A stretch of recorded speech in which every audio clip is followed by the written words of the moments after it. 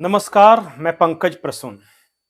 जीवन जीने के तीन आधार, रोटी, कपड़ा और मकान। यह नारा जब हम बचपन में थे तब हर गली में गूंजा करता था। कई फिल्में बनी, रोटी कपड़ा मकान फिल्म बनी, रोटी अलग से फिल्म बनी। पर उस वक्त हम एक ख्वाब देखते थे कि भारत के हर गरीब परिवार को रोटी, कपड़ा और मकान की दिक्कत ना हो, परेशानी ना हो।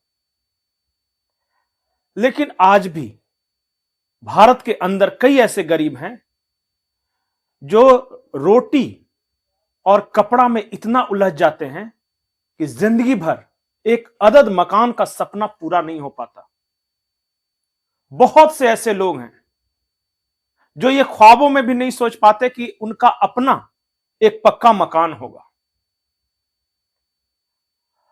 जब आज लखनऊ में गरीबों को पॉश इलाके में विक्रमादित्य मार्ग के बिल्कुल नजदीक, जहां पे मुख्यमंत्री योगी आदित्यनाथ रहते हैं, जहां पे राज्य के डीजीपी रहते हैं, उस सड़क पर जब गरीबों को 10,70,000 रुपए में योगी आदित्यनाथ फ्लैट की चाबियां सौंप रहे थे तो बहुत सारे लोग रो रहे थे।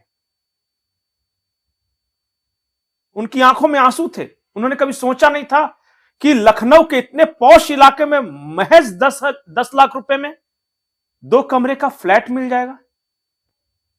आपको पता है कि वो फ्लैट कैसे बना? डॉन माफिया मुख्तार अंसारी ने करीब 2 एकड़ जमीन पर जबरन कब्जा जमा रखा था। वो जमीन गरीबों की जमीन थी। योगी आदित्यनाथ की सरकार ने वो जमीन कब्जे से छुड़वाई। सरकार ने अपने पैसों से गरीबों के लिए मकान बनवाए और 72 परिवारों को लॉटरी सिस्टम से जिसका नाम आया, वो चाबियां सौंपी। जिंदगी गुजर जाती है एक अदद मकान बनाने में। और लखनऊ जैसे के पॉश इलाके में अगर मकान की चाबी मिल जाए, और वो भी गरीब को जिसने कभी ख्वाब में भी ना सोचा हो कि मेरे पास एक मकान होगा, तो जरा सोचिए कि उसके मन में क्या चल रहा होगा। ईवीएम यहां हैक हो जाता है। योगी आदित्यनाथ जी ने इस मौके पर क्या कुछ कहा है, एक बार आप खुद सुने। उत्तर प्रदेश में आरजेडी और कांग्रेस का एक पार्टनर है समाजवादी पार्टी। समाजवादी पार्टी का एक वहां पर माफिया था जो उसका शागिर्द रहता था। उस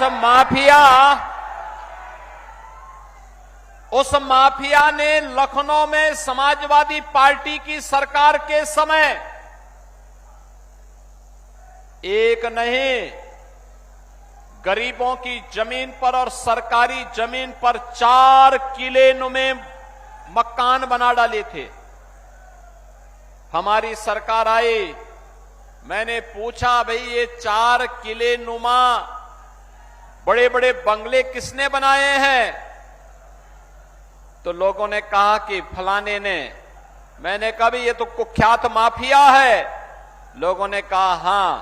तो मैंने कहा फिर बुलडोजर की कार्रवाई हो जाए ना।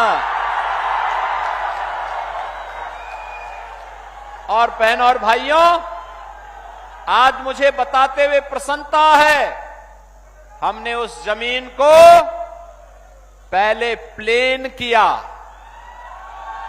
और फिर उसी जमीन पर गरीबों के लिए आसियाना हाई राइज बिल्डिंग बना करके, ऊंची बिल्डिंग बना करके गरीबों के आवास बना दिए गए। और आज प्रातः कार्तिक पूर्णिमा के अवसर पर जब लोग गंगा स्नान कर रहे थे, पवित्र नदियों में स्नान कर रहे थे, तब मैं लखनऊ में उन गरीबों को आवास का पट्टा दे रहा था, आवास उपलब्ध करवा रहा था।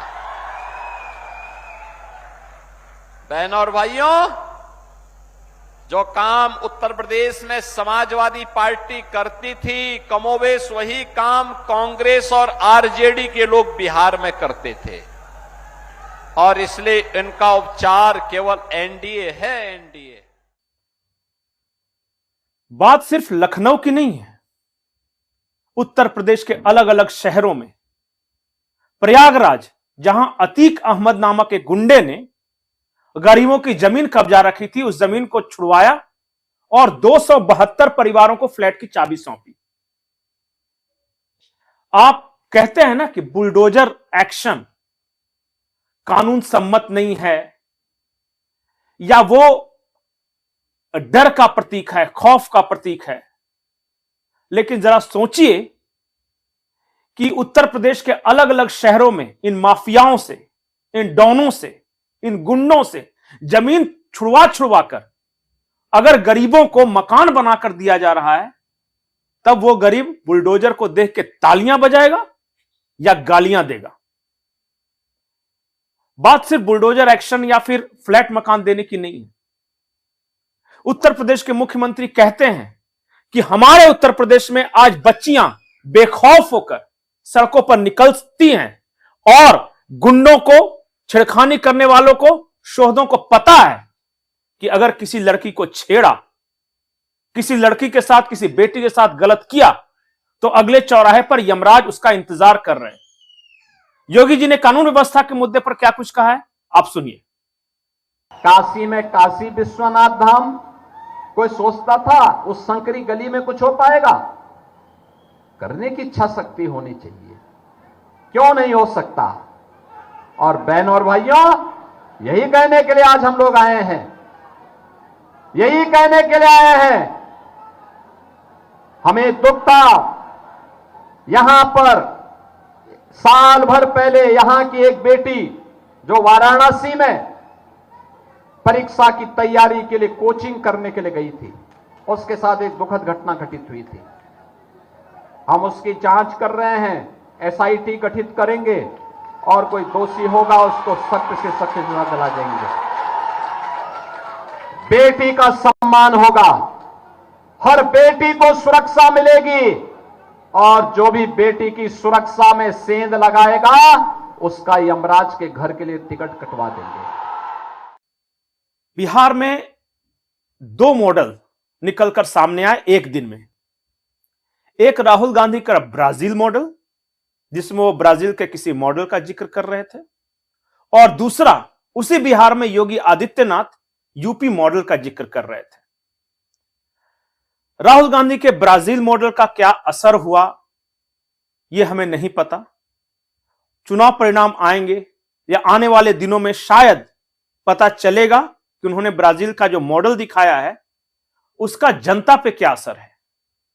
लेकिन योगी आदित्यनाथ की आम सभाओं में जिस प्रकार भीड़ उमड़ी है और जिस प्रकार उन्होंने भाषण दिए हैं, यह जनसैलाब बता रहा था कि असर क्या है।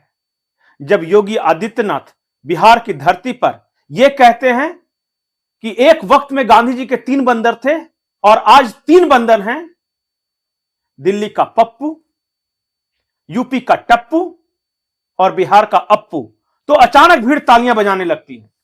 भीड़ का रिस्पांस देखिए और योगी आदित्यनाथ का वो भाषण देखिए। लेकिन आज इंडी गठबंधन के 3 और बंदर आ गए। ये 3 बंदर पप्पू, टप्पू और अप्पू के नाम पर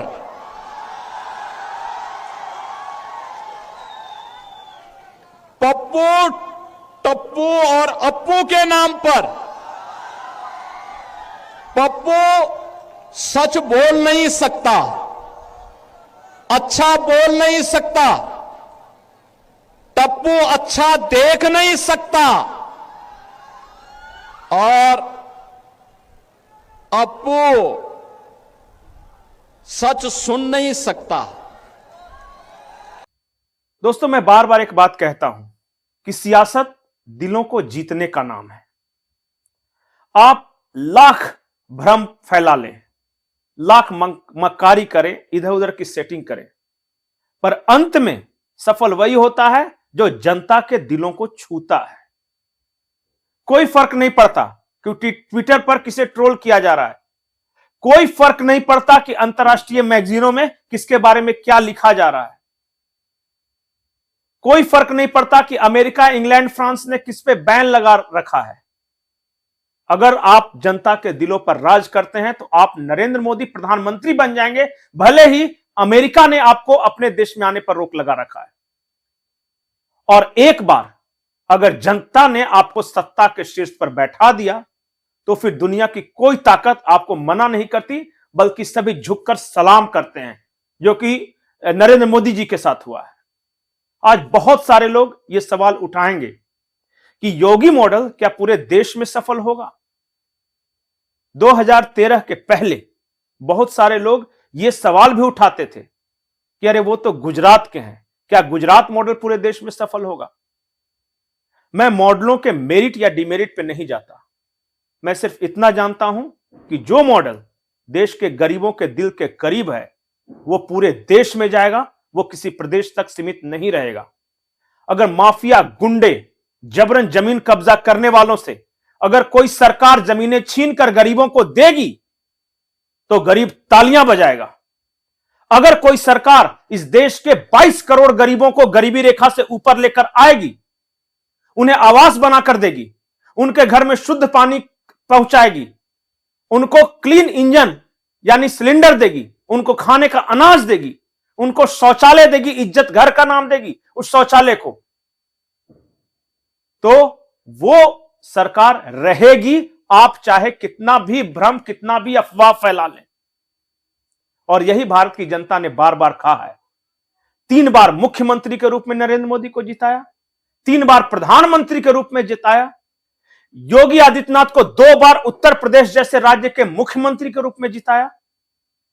और अगले साल उत्तर प्रदेश में चुनाव हैं, मैं भी यही हूं, आप लोग भी यहां हैं।